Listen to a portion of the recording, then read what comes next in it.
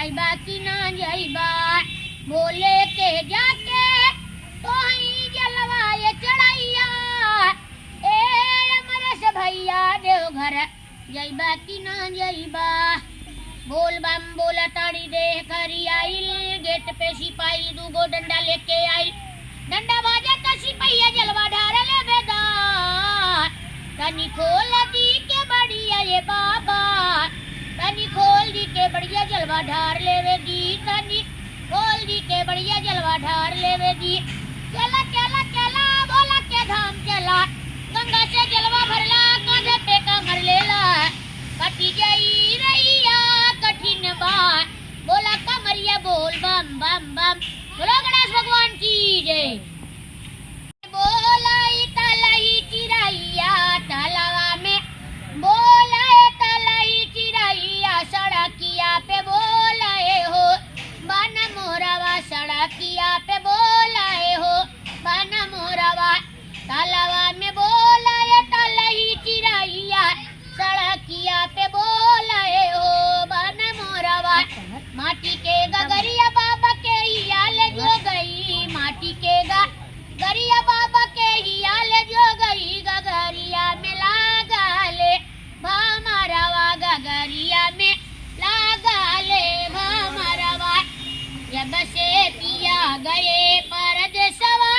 चिठिया भेजल न रे कहू सन सवा चिठिया भेजल न ए कहू सन सवा बिनतियावा के अरे बिनतियावा के घरवा नाही अब सोहाला ये हरी पानी बरसे बिजली चमके पपिया शोर मचावेला हो पपिया शोर मचावेला कि हरी हरी बाल मगैले मार जिगर में ठाला ये हरी हरे राम पतिया लिखेला घरवाली हरे राम पतिया लिखेला घरवाली बलमयवा हाली ये हरी हरे राम पतिया लिखेला घरवाली बलमयवा हाली ये हरी हरे राम पगड़ी वाले भैया पिए प्रेम का प्याली बलमयवा हाली ये हरी तो तोरे जाइसा हम तो तोरे जाइसा नहीं देखा भाईसा